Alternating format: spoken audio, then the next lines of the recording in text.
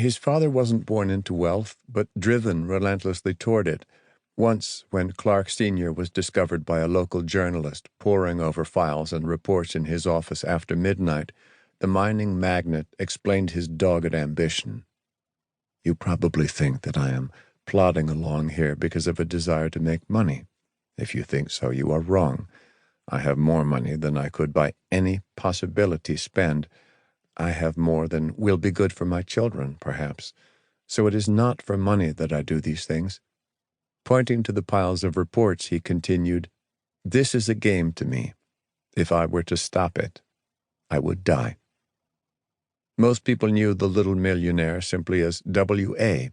Fittingly efficient for the terse, seemingly aloof man, he didn't always inspire affection, but no one disputed his tenacity or his love for the game and the fact that he so frequently won at it. The scale of his empire was so massive that in hindsight it seems a foregone conclusion that he would become a titan of the Gilded Age, and yet his early years don't suggest it was inevitable. He was born on January 8, 1839, in Connellsville, Pennsylvania. His parents, both of Scotch-Irish descent, were farmers, and he was raised in a log cabin, one of 11 children, 4 of whom died in childhood. W.A. was 10 when a carpenter building a sawmill just north of Sacramento spied gleaming flakes in a riverbed, prompting thousands to race to the Sierra foothills, a gold rush that collapsed 7 years later. He missed out, too, on the rush for silver ore in the Comstock lode at the western edge of the Utah Territory. At 17, he moved with his family to Iowa and briefly studied law at Iowa Wesleyan University, but he never finished his degree. Instead, he took a job as a schoolteacher in Missouri. His teaching career didn't last long either, due in part to the outbreak of the Civil War in 1861, but more likely because of news of mineral rushes in the Rocky Mountains. He claimed to have fought for the South, but no records account for his service. Contained and wiry, young Clark had a jutting chin, small eyes, a shock of red hair, and a restless energy. In the fall of 1862, he set out with a team of oxen to Gregory Lode, a craggy outpost 40 miles west of Denver. He brought 3 books: Edward Hitchcock's Elementary Geology, Theophilus Parsons's The Law of Contracts, and a volume of poems by Robert Burns.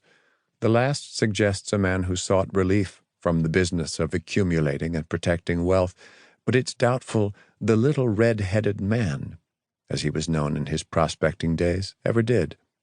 He was too late for the windfall at Gregory Lode, but there was news of gold farther northwest in Bannock, so he trekked up to what was then the Montana Territory.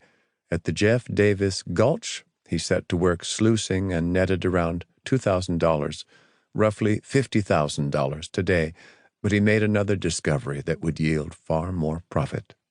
In America, a frontier isn't simply a line between 2 regions or between what is known and unknown, as much as it is a boundary between a resource that hasn't been monetized and one that has.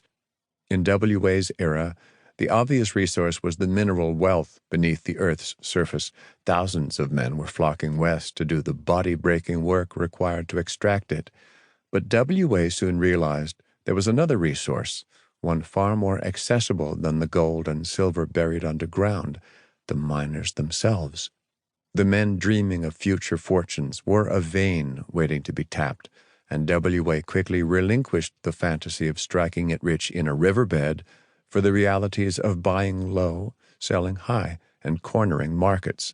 Soon, the little red-headed man was traveling from camp to camp, selling pickaxes, tents, and food to the exhausted, hungry, and ever-dreaming miners.